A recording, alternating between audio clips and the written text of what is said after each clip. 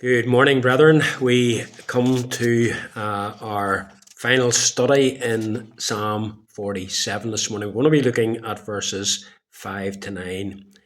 The psalm is brought to a close with the theme of the praise and the worship of God. That such praise ought to be given to God is evident from even a very cursory reading of these verses. Look at verse 6, for example. Sing praises unto God, sing praises unto our God, sing praise. And then in verse 7, sing praise with a psalm. Why is God to be praised? Well, he's to be praised for what he has done, and he is to be praised for who he is. What has he done?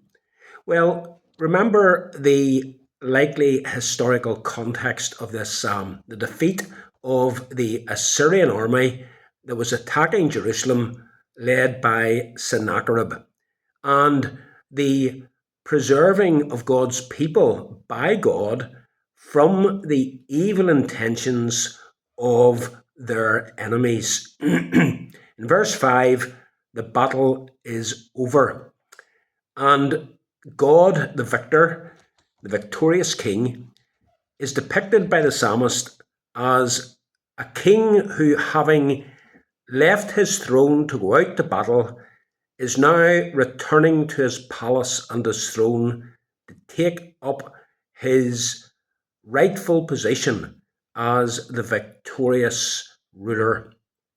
Not only is the king shouting out in victory, but as one would expect, there is a great fanfare of trumpets celebrating his victory as he goes to the throne. The psalmist sees God as having come down from his throne in the high heavens of glory in order to act on behalf of his people and overthrow, defeat the Assyrians. Having done that, he is now returning to heaven in shouts of triumph and with a great fanfare of trumpets that celebrate his victory. In coming to his people's rescue and preserving them by overthrowing their enemies, God has proved he is the one who rules. He is the one who has power over all the nations. Nobody will defeat his people or his cause. Why? Verse 7, because God is King of all the earth. The God of Israel is not, as some might think of him, confined to and having dealings only with the children of Israel. He is not their God alone. He is the God, the King of all the earth. Verse 8, he reigns over the nations, or more literally, king over the Gentiles. Those who do not acknowledge him, those who do not serve him, those who do not revere him or love him, God is nevertheless the one who rules over them, whether they recognize it or not.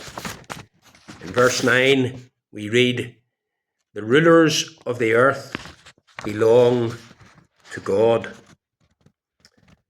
And because of these great truths, God is greatly exalted and God is to be praised. So the psalmist makes that clear in verse 6 with this fourfold call. Sing praise unto our God. Sing praise. Sing praise unto our King. Sing praise. And then again in verse 7, sing praise with a psalm. One cannot read this psalm without thinking of and pointing to its messianic character. In other words, this is a psalm that points to and speaks of the work of Jesus Christ, the Messiah. He is the great King who is ultimately in view here. His great work was to come down and to gain victory for his people.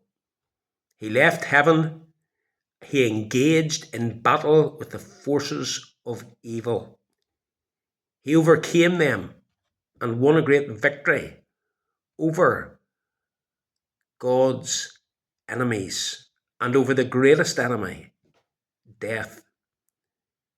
Having gained victory over death through his glorious resurrection, he then, in his ascension, returns from whence he originally came to the throne in heaven, the place from which he rules.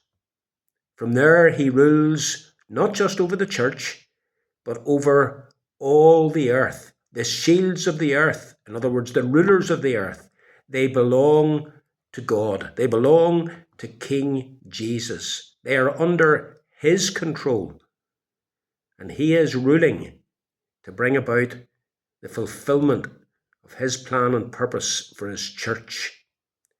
And one day, his kingship, his rule, will be acknowledged by all mankind.